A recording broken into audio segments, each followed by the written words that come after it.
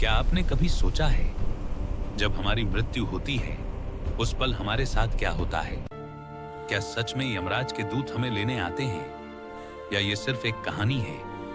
हिंदू धर्म के अनुसार यमराज सिर्फ मृत्यु के देवता नहीं है। उन्हें धर्मराज कहा जाता है, यानी न्याय करने वाले। वे किसी के साथ अन्याय नहीं करते, बल्कि हर आत्मा को उसके कर्मों के अनुसार फल देते हैं। कहा जाता है कि यमराज पहले ऐसे जीव थे जिन्होंने मृत्यु को स्वीकार किया और तभी से वे मृत्यु के स्वामी बन गए।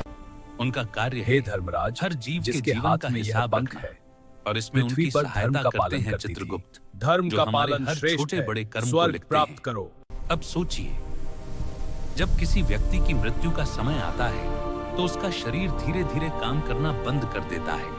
वह बोलना चाहता है लेकिन बोल नहीं पाता, देखना चाहता है लेकिन सब धुंधला हो जाता है। और तभी अचानक वहां प्रकट होते हैं यमराज के दूत। कहा जाता है कि यमदूत बहुत भयानक रूप में आते हैं। उनकी आंखें लाल होती हैं, शरीर विशाल और आवाज डरावनी। वे आत्मा को शरीर से अलग कर देते हैं, जो अंगूठे के बराबर आकार की होती है। उस पल इंसान को एहसास होता है कि उसका सब कुछ यहीं रह गया। धन, परिवार, नाम, कुछ भी साथ नहीं जाता। इसके बाद यमदूत उस आत्मा को यमलोक की ओर ले जाते हैं। रास्ता आसान नहीं होता।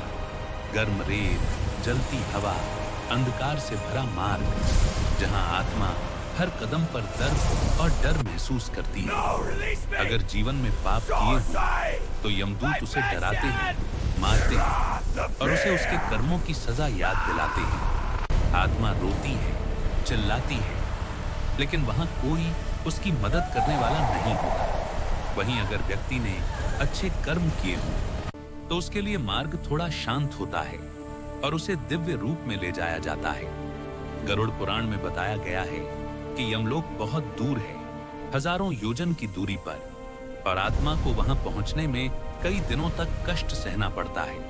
कहा जाता है कि आत्मा 47 दिनों तक यात्रा करती है। इस दौरान वह भूख प्यास से तड़पती है और अपने घर वालों को याद करती है। इसीलिए हिंदू धर्म में पिंडदान और श्राद्ध का महत्व बताया गया है, ताकि आत्मा को शक्ति मिल सके और उसकी यात्रा आसान हो। एक समय ऐसा भी आता है जब आत्मा यमराज के सामने खड़ी होती है। वहां कोई झूठ नहीं चलता, क्योंकि हर कर्म पहले से ही चित्रगुप्त के पास लिखा होता है।